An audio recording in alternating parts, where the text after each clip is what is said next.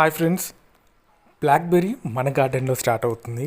Super ఎక్సైటెడ్గా ఉన్నాను, ఎందుకంటే blackberry గురించి వినటం తప్ప ఆ ఫ్రూట్స్ టేస్ట్ చేసింది లేదు, డైరెక్ట్ ఎప్పుడు ఫ్రూట్స్ చూసింది లేదు, వాటి ఫ్లవర్స్ చూసింది లేదు.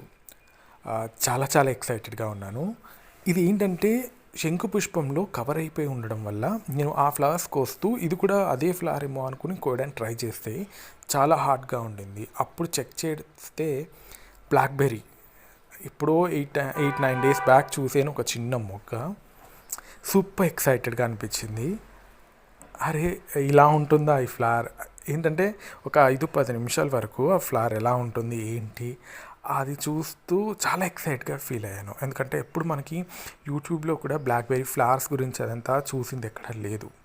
చాలా తక్కువ ఉంటుంది ఆ ఇన్ఫర్మేషన్, ఎస్పెషల్లీ మన తెలుగు వీడియోస్లో కావచ్చు, ఇండియన్ వీడియోస్లో చాలా తక్కువగా ఉంటుంది. ఎక్కువగా ఏంటంటే బ్లాక్బెర్రీ అనగానే మనకి బ్లాక్బెర్రీ ఇదర్ ఫోన్ గురించి అన్నా ఉంటుంది, లేదా బ్లాక్బెర్రీ ఫ్రూట్ హార్వెస్టింగ్, లేదా అబౌట్ బ్లాక్బెర్రీ ప్లాంట్ కేర్. అంటే అదర్ కంట్రీస్లో వాళ్ళ వర్షన్లో వాళ్ళ క్లైమేట్కి తగ్గట్టుగా అక్కడ ఎలా ఉంటుంది అనే విషయాలే వాళ్ళు చెప్తూ ఉంటారు. అది కూడా ఎక్కువగా ఫ్రూట్ హార్వెస్ట్ గురించే ఉంటుంది. వీటి ఫ్లవర్స్ గురించి తక్కువ, ఎక్కువ ఫ్రూట్స్ గురించి ఉంటుంది. సో మనకి కావాల్సిన ఇన్ఫర్మేషన్ ప్రాపర్గా అర్థం అవ్వడానికి కొంచెం కన్ఫ్యూజింగ్గా ఉంటుంది, ఎందుకంటే వాళ్ళది మనది క్లైమేట్ డిఫరెంట్ ఉంటుంది.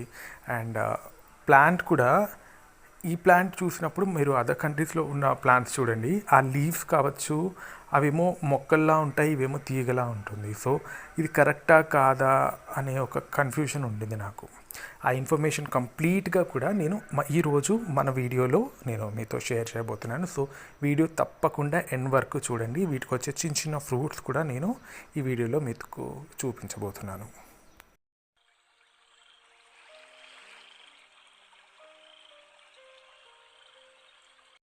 బ్లాక్బెర్రీలో ఒక మొక్క పూత పిందు రావాలి అంటే మినిమం ఆ మొక్క 3 to 4 years ఓల్డ్ ఉండాలి. సో చిన్న మొక్కలు పెరుగుతాయి తప్ప వాటికి ఫ్లవరింగ్ అనేది రాదు. అండ్ మీరు చూస్తున్న ఈ ప్లాంట్ 4 years పైనే ఉంటుంది, 4.5 years అలా ఉంటుంది.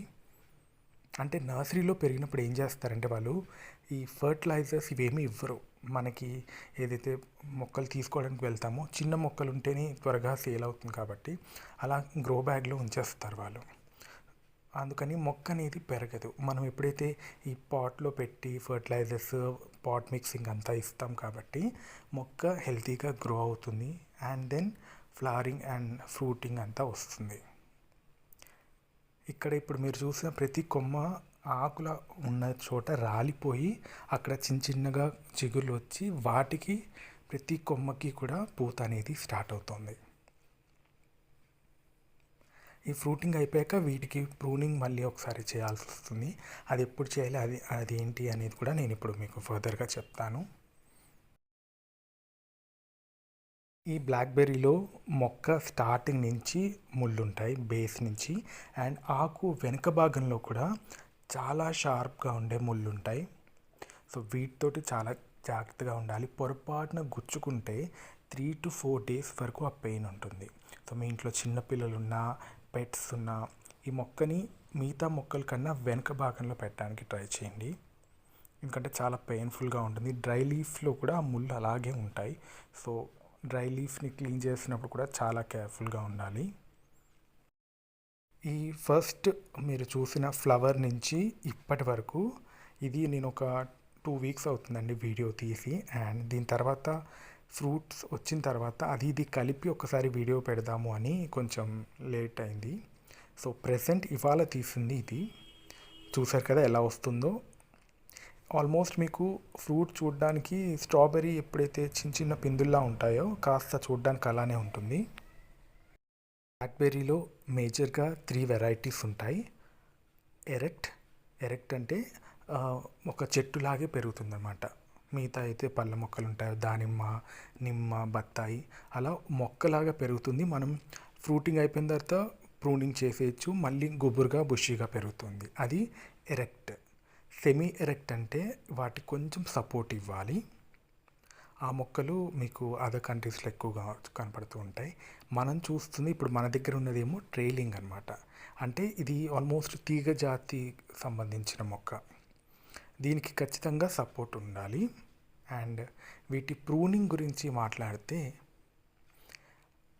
ఫిబ్రవరి అండ్ మార్చ్ ఆ టైంలో కనుక మనం లైట్ ప్రూనింగ్, మరీ ఎక్కువ ప్రూనింగ్ చేయకూడదు, లైట్గా ప్రూనింగ్ చేస్తే మళ్ళీ దానికి వచ్చే కొత్త చిగురుల నుంచి వీటికి ఫ్లవరింగ్ అనేది స్టార్ట్ అవుతుంది.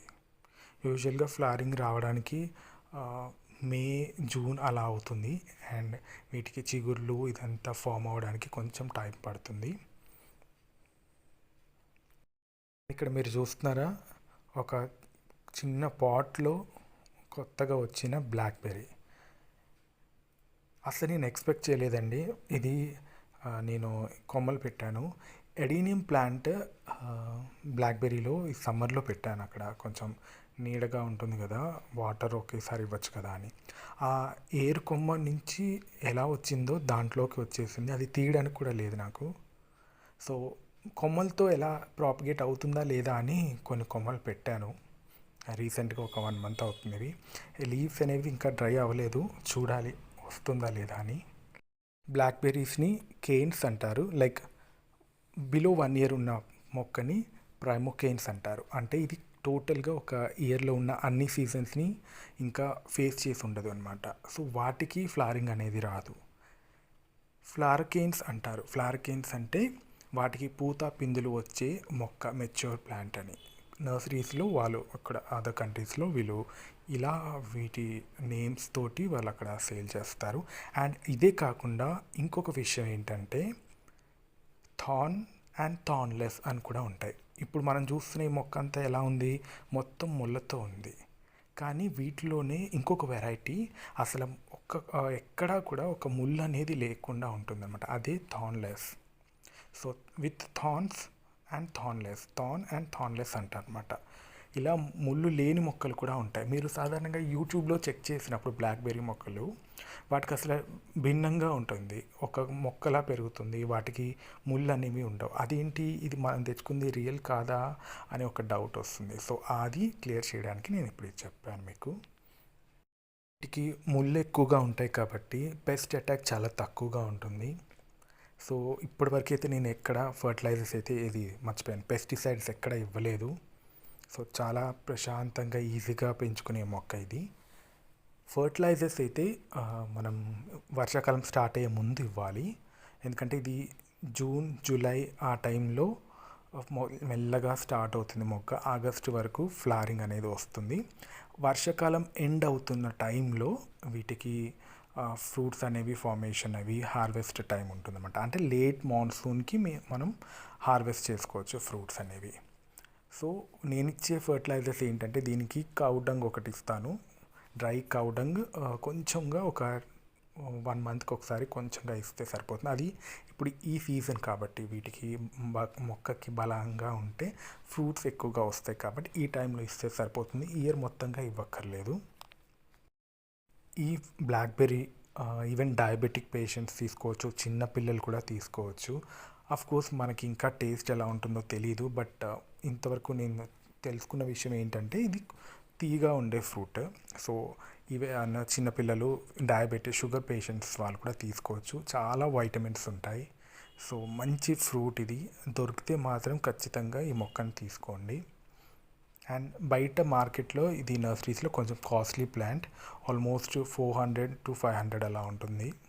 నేను లాంగ్ బ్యాక్ బైసన్ నర్సరీలో తీసుకున్నాను ఇది. అప్పుడు చాలా తక్కువకి వచ్చింది నాకు. బయట నర్సరీస్లో మాత్రం కాస్ట్ ఎక్కువ. బ్లాక్బెర్రీ ఎప్పుడు direct sunlight, minimum 4 to 6 hours direct sunlight ఉంటేనే ఈ ప్లాంట్ హెల్తీగా పెరుగుతుంది. నీడలో ఉంటే, సెమీ షేడ్గా ఉంటే మాత్రం మొక్క పెరుగుతుంది, కానీ దీని నుంచి ఫ్రూట్స్ మనం ఎక్స్పెక్ట్ చేయలేము. అండ్ ఎప్పుడైతే ఈ ఫ్రూట్ ఫార్మేషన్ అయ్యి ఫ్రూట్ రైపన్ అయ్యే టైం ఉంటుందో అది ఆల్మోస్ట్ మనకి వింటర్కి క్లోజ్గా ఉంటుంది, మాన్సూన్ ఎండింగ్లో ఉంటుంది. కాబట్టి ఆ టైంలో పెస్ట్ అటాక్ అనేది ఎక్కువగా ఉంటుంది ఫ్రూట్స్కి. ఆ టైంలో లైట్గా నీమ్ ఆయిల్ స్ప్రే చేస్తే అది ఆల్మోస్ట్ ఆల్టర్నేట్ వీక్స్ అలా, లేదా వీక్కి వన్స్ లైట్గా మైల్డ్ నీమ్ ఆయిల్ స్ప్రే చేస్తే సరిపోతుంది. బ్లాక్బెర్రీ గురించి నాకు తెలిసిన ఇన్ఫర్మేషన్ అండ్ నేను ఈ 4-5 yearsగా ఈ మొక్కని తెలుసుకున్న విషయాలు మీతో షేర్ చేశాను. ఎందుకంటే తెలుగులో మనకి బ్లాక్బెర్రీ ఫ్రూట్స్ కానీ హార్వెస్ట్ కానీ ఎక్కడ కనిపించలేదు నాకు. సో మీకు యూజ్ అవుతుందని నేను ఈ వీడియో చేశాను. వీడియో నచ్చితే ప్లీజ్ మీ ఒపీనియన్ని కామెంట్ సెక్షన్లో తెలియచేయండి.